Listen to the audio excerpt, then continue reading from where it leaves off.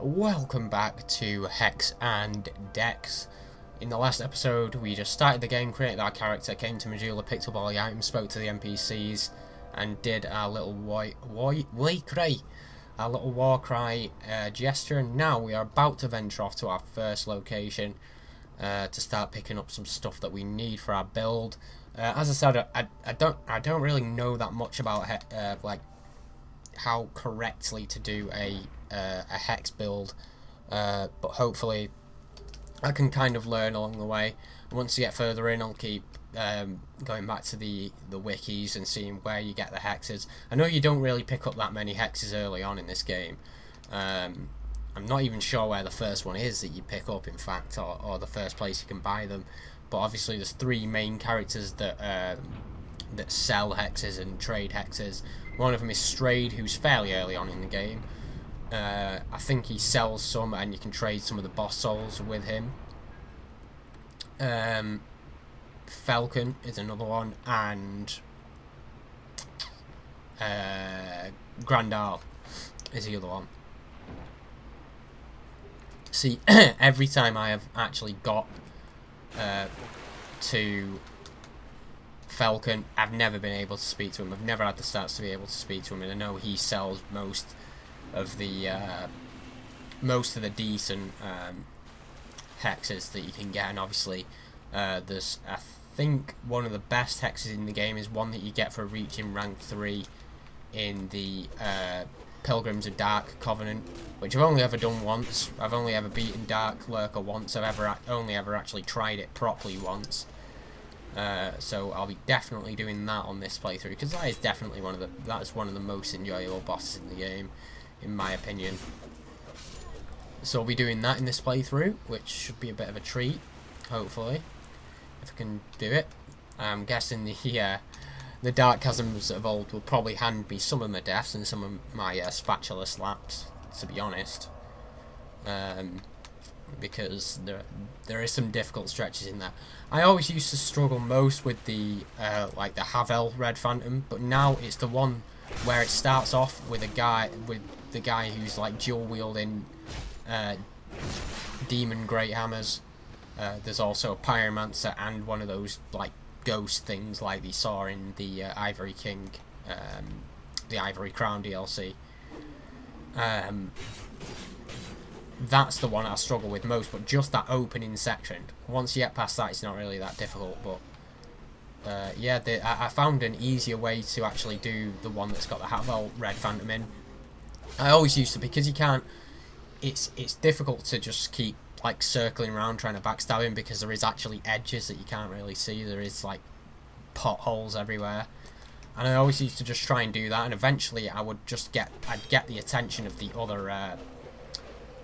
Red Phantom, and it wouldn't be a good time. But now what I do is I run straight in and run immediately to the left, and kill the caster that's there, and then I just like let the Havel Red Phantom and the Ricard, I think it's a Ricard Red Phantom, run around in a circle pretty much, and then I just sort of fire ranged attacks at them and stuff. And if I can get any physical damage with my actual weapon, then I do that as well. But it's easier and safer to just fight him from a distance, especially Havel with his infinite stamina. To be honest, I think pretty much all of the Red Phantoms in this game have got like unlimited stamina. They just can attack and attack and attack. They do stop, but they can just do unnatural things, like the halfway through an attack, and you'll sort of move to the side, and then their attack will just track you, and they do stuff like that. So their actual programming is a little bit different, I think, from an actual normal enemy or your own character, because they do some really obscure animations and shit.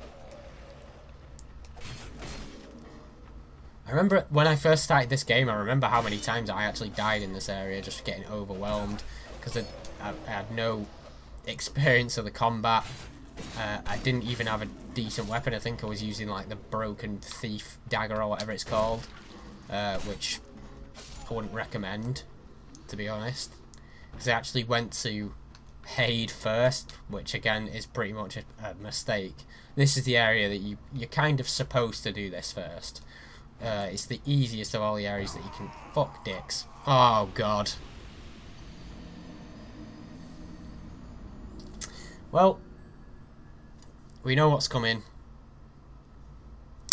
Oh, that caught me a little bit oddly. Right in the jawbone. Well, as much as that might surprise you, that isn't the first time I've done that. I have actually done that before. I was actually just on the edge of about to say, I wonder when my first death is going to come. Because I was talking about the amount of times I died on that area because of my inexperience with the combat and the fact it had a shitty weapon.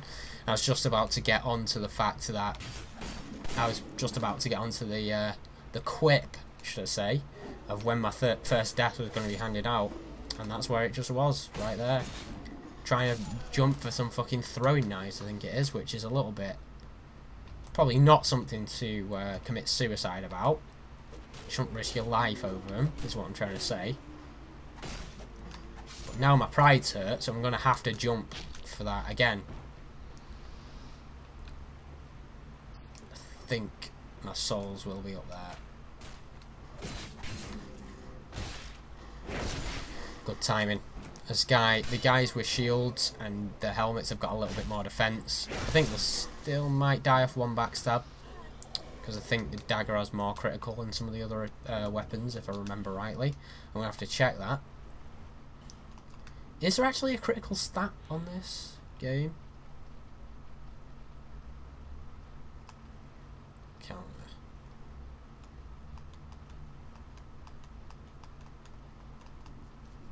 I don't know whether it might count as a counter, I don't know. Yeah, but my pride's damaged by that very embarrassing death. Like I said though, I would be more embarrassed, but it isn't the first time I've done it. I've done that before. And the first time I played through this, I hadn't figured out the fact that the jump button had changed without them letting us know. And I just ran off that edge, which I don't think actually resulted in a death, because it's not as far a fall if you don't jump.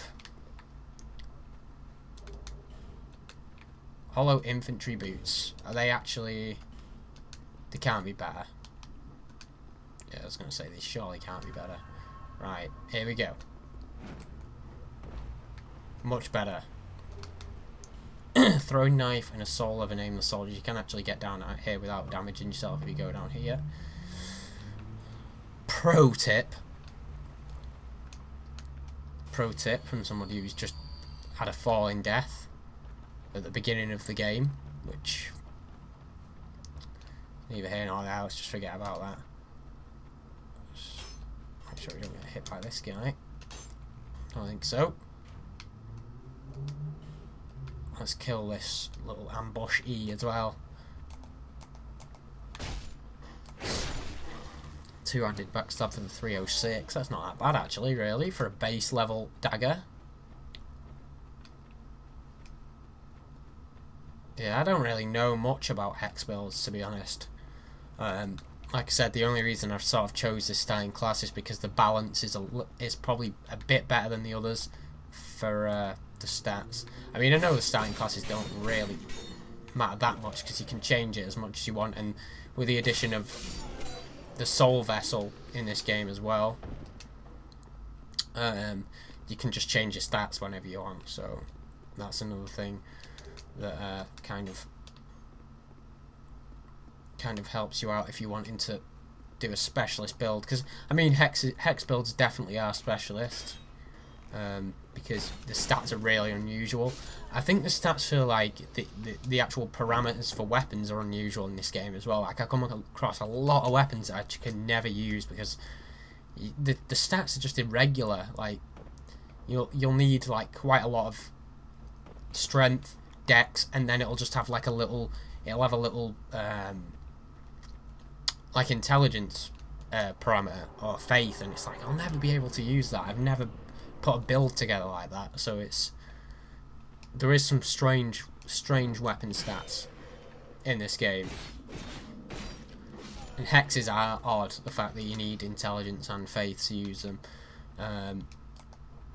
But we're trying something new, so let's just it's what this game's all about, experimenting, seeing what works best. And to be honest, you can't really make a really good hex build until later on in the game. It can't be really effective early on, is what I'm trying to say. Because a lot of the best hexes come later on.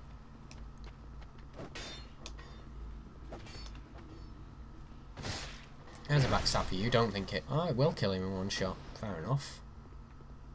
I'd like them to drop some pieces of armour or something. At least the infantry axe. You pick the hand axe up a little bit later on as well, which is probably going to be something I'm going to be wanting to use at least for a little bit. Probably the best weapon I can have up to this point. Whoops, I didn't mean to do that. Right, calm it. I hate how shit the bandit knife is in this game as well. These use the bandit knife, or at least some of them do.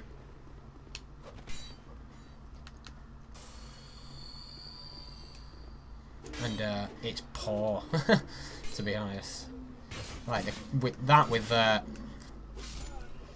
critical attacks in Dark Souls 1 was one of the best weapons for that use. If you put like if you create like a crystal bandit knife or something like that, it was actually quite effective, to be honest. You're just gonna stand there and swing all day? I'm guessing you are.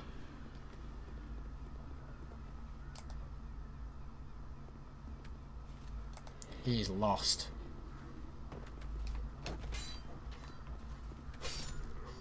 You are lost, friend. You are lost. And then you lost. Ooh, big bad fucking infantry axe. Here is the buckler. How much physical block has that actually got compared to this? 10 less, so I don't really. I don't really parry too much in this game. I've never really practiced it, so not something I'm looking at doing particularly. Just noticed that not the bandit knife, the dagger really doesn't have much durability either. That halberd has got a bit of a fucking kick to it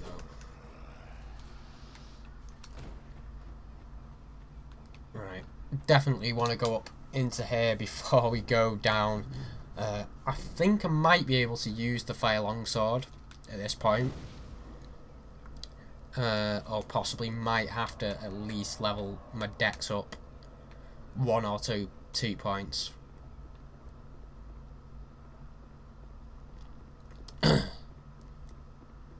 I shouldn't have devastated through that brew. I'm needing a drink again right now. It's exhausting work.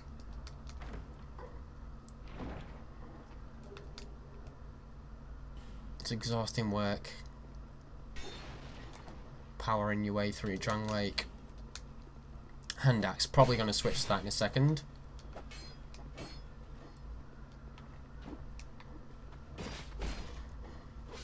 I do like how quick the dagger attacks though.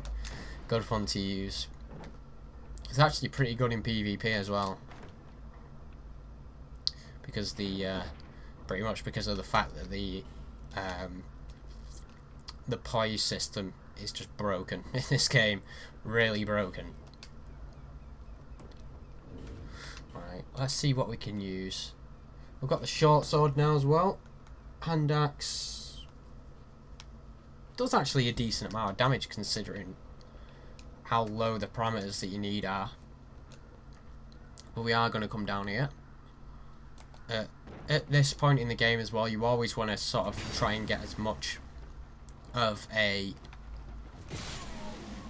soul boost as you can as well, because you want to level up As much as like your starting class doesn't matter that much because you can switch it, it's always nice to get a good start to the playthrough in terms of souls, so you can start putting your build together like straight away instead of, you know, having to wait later on to put all your stats in. I'm actually kind of stuck. There we go. I actually quite like the hand axe. I quite like the hand axe in Dark Souls 1 as well. Like I said, considering it's got really low stat requirements, it does actually a pretty good bit of damage, and I think it actually mentioned something about that in its item description, funnily enough.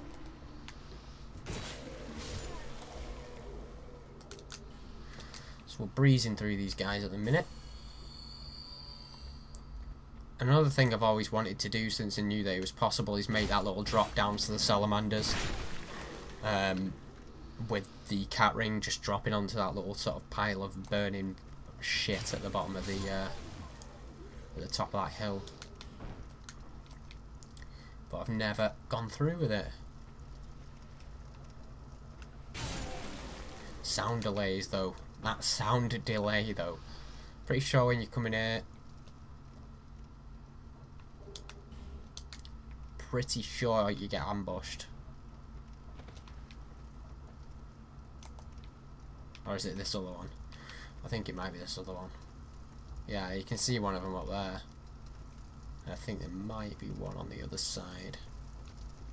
What you want to do is you want to come pick this up quickly. Roll out and kill these guys because you don't want to get trapped between them both. That's what you want to avoid.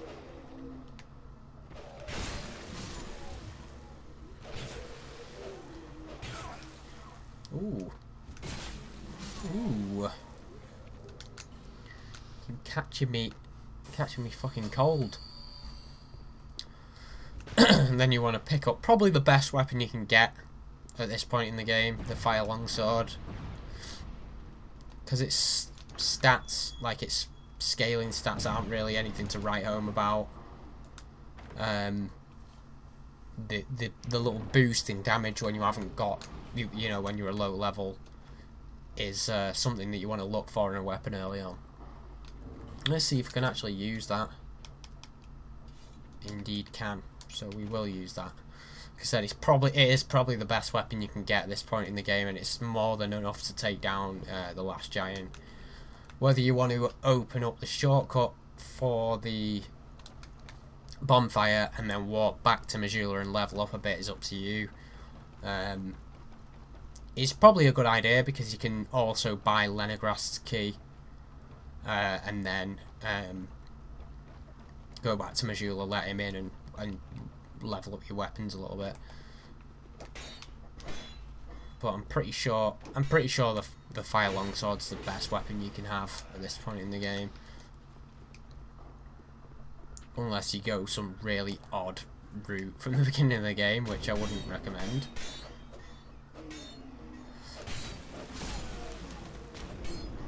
Fire bombs. What is life? Okay, I'm ignoring him. I kind of understand what people mean about this game though when they say that there is a lot of things that are inferior about this game to Dark Souls 2, to Dark Souls 1 should I say, and the things that are inferior are stuff like the level design. I think the NPCs are probably not as memorable anyway in my eyes as the ones from Dark Souls 1. But the main thing is the level design, and the DLC sort of improved on that, but they have improved on things in this game. Like, people sort of forget about it, but a lot of the things are things like people don't really, they're not really that bothered about. Stuff like they've like climbing up ladders, taking souls in bundle, stuff like that. Do you know, like small minor gameplay tweaks. People don't really care, to be honest. I've just bought those firebombs so I can throw them at this wall. I'm not actually going to go through this way because I want to go through the level to pick stuff up, but I just want to show that this is possible. But I don't know whether you might actually be able to do it with a fire longsword. No, you can't. You actually need the explosion from the firebombs. And I sometimes get this wrong. Whereabouts it is. There we go. Just to show you that that's possible. I know it's probably pretty common knowledge that now, but still worth noting, I'd say. So what I'm probably going to do is go through the level normally, and then when I get back up to that point, act like I've just opened the shortcut, and go through there, and then walk back to Majula, let Lenegrast into his old shack, and maybe level some stuff up a bit. Because there's a lot of shit you can do before you even fight the last giant or the pursuer. There is a lot of stuff you can do, and you can improve your weaponry and stuff quite. Not a lot, but you can do it a little bit because you pick up some Titanite shards. He sells, I think he sells 8 Titanite shards as well, so you can do that if you're so inclined. But this little area, I actually really enjoyed this little area the first time I played through it. I thought it was a little, I don't know, it looks like some kind of little fishing village or some shit. It's obviously not because it's in the middle of a fortress, but that was just the vibe that I got from it. Wow, that was really odd. Let me do the backstab animation, but I just smashed him in the chest with the pommel. Might try killing the last giant just with throwing knives and picking up that many.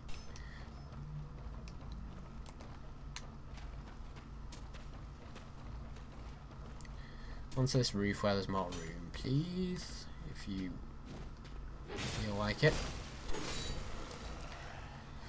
The fire longsword's definitely the best weapon you pick up from at this point in the game, without a doubt.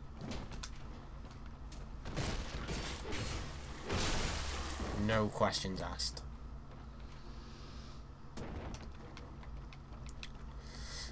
You sort of have to like do like 3 loops of this area to be able to pick everything up as well, which is a level design that I do quite like.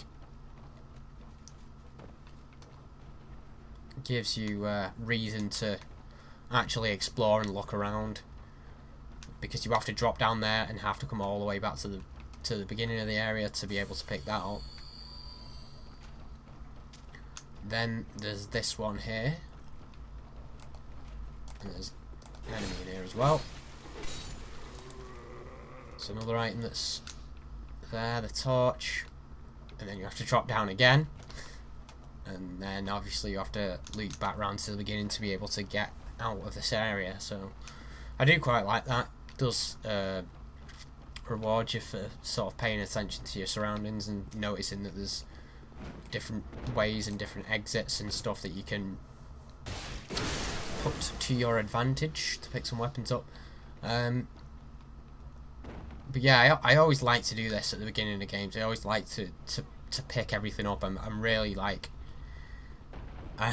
focused on always doing that at the beginning of the game. It's like probably watching me start a playthrough of Dark Souls just on a normal new game would probably be really boring, because I always do like the Valley of Drakes run, always pick everything up from Firelink.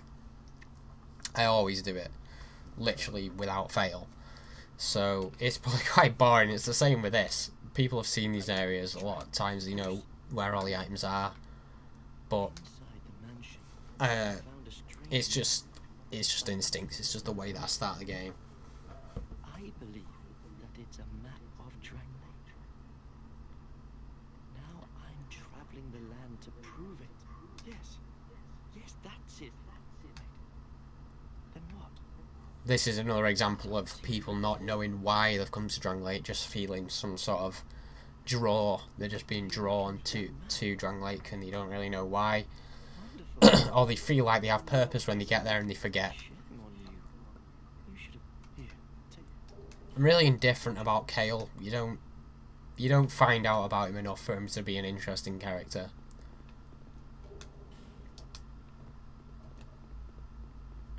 But he gives you the mansion key, which is another reason to go back to Majula before you fight any of the bosses. Because there's obviously the reward from the chest there, which has obviously been changing with the DLCs. They've been doing different stuff. There's also an Estus Flash Shard down there, plus some other pickups in the actual mansion itself, which are always worth getting. That's the final loop of the area that we need to do before we exit this area and come back to the shortcut.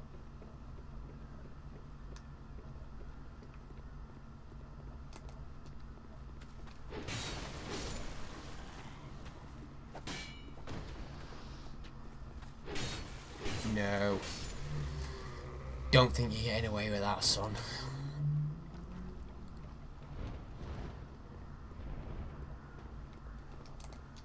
That shit me up the first time I played this. Fuck. I was trying to knock him down before he, before the pursuer came fucking barging in. Firebomb war. Oh, dickhead. Landed on the wall again. Loves a wall. Loves it. Jesus, I've never seen that attack before. It's going off his noggin. Whoa, you're not dead. Wow, that was really bad.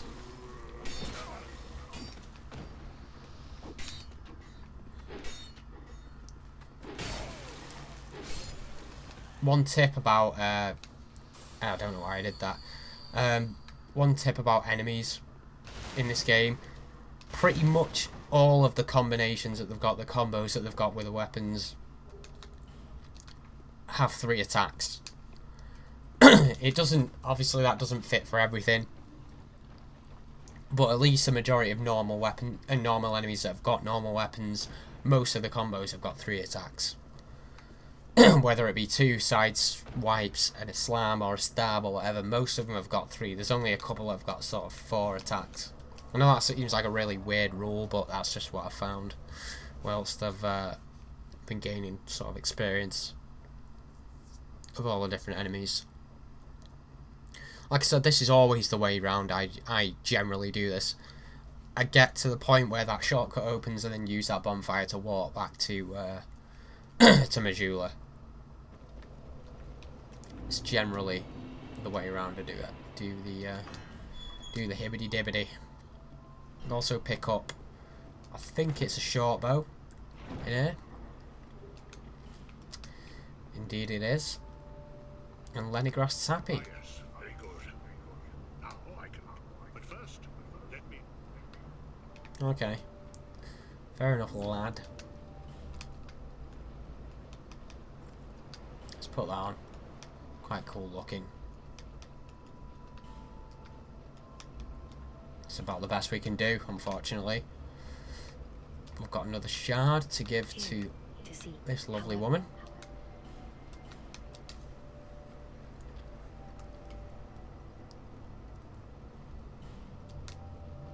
Okay. Bearer of the curse. I was running off from her while she's speaking. I have no respect for your speech, wench.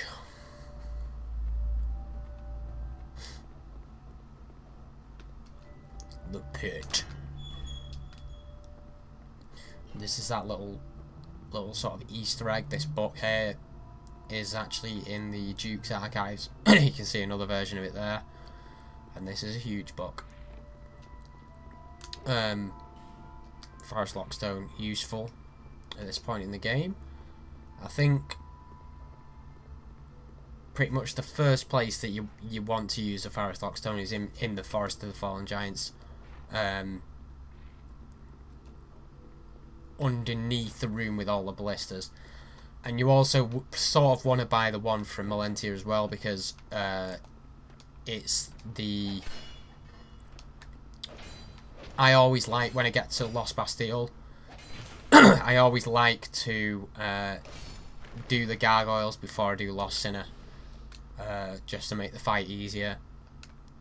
And I think there's also a pickup you can get. It might be another Forest Lockstone once you've got the key, the Bastille key. I think this is the sort of like bluish longsword, isn't it? Yeah, it's one of the little things they've done with the DLC. It looks like the Moonlight Greatsword. It's quite cool. They also did a blue tinted Murakumo as well. That was another thing that they put in there. And when I picked it up, I was like, because it said it was during the first launch, the launch of the first DLC. He said there was going to be a special item on the release date. I opened it and it was Murakumo. And I was like, what the F? And but then I didn't realise it was actually like a special sort of blue tinted one. Not that it's like some huge revelation or anything, but it's just I didn't notice at the time, so it was a pleasant surprise when I eventually found out. Have I actually got any more soul items on me? I've got Soul of a Lost Undead. It's like 200 souls. Who cares? Shit, I haven't even rested at the bonfire, so he hasn't moved into his workshop yet. There we go. So I don't know what's more useful at this point in the game to level up. You, the names, and you are... a man ought to labour with his feet, not roam around like you... Oh, what does it matter? Your equipment. Let me have a look. Ugh. Oh, he sells 10. I don't want to buy 10, to be honest with you. What I do want to buy, though, is the falchion. I want kind of to have enough dex to use weapons like that. And then when I get a hexes, I want to use dark weapon, and that's sort of my thinking behind that. So I probably... How much dex did you need? I think it was 13. My character currently has 11. So that's pretty good.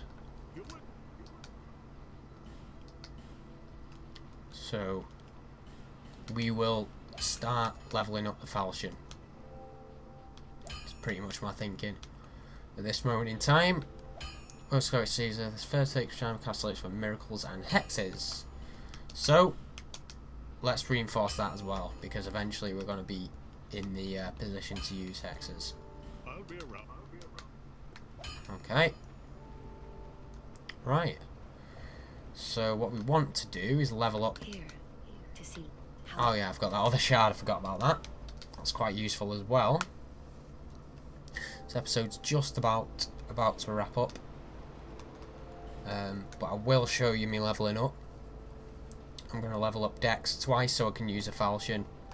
And then, let's start the process of upgrading our intelligence and faith. And I think that's about it. We will walk back to the Forest of the Fallen Giants. Then I will cut the episode off. I probably won't record another episode today, so the setup will be slightly different when I come back. Thankfully, I've only had to use this bad boy once. It was an embarrassing one, though, to be fair, and that should make up for all the sort of, you know, reasonable deaths I'll probably get further on. But still, not been too much sort of action going on, but you can't really expect that at the beginning of the game. It's just the way that the beginning of the game starts. So hopefully, the promise of more action will whet your appetite, and you will join me for the next episode.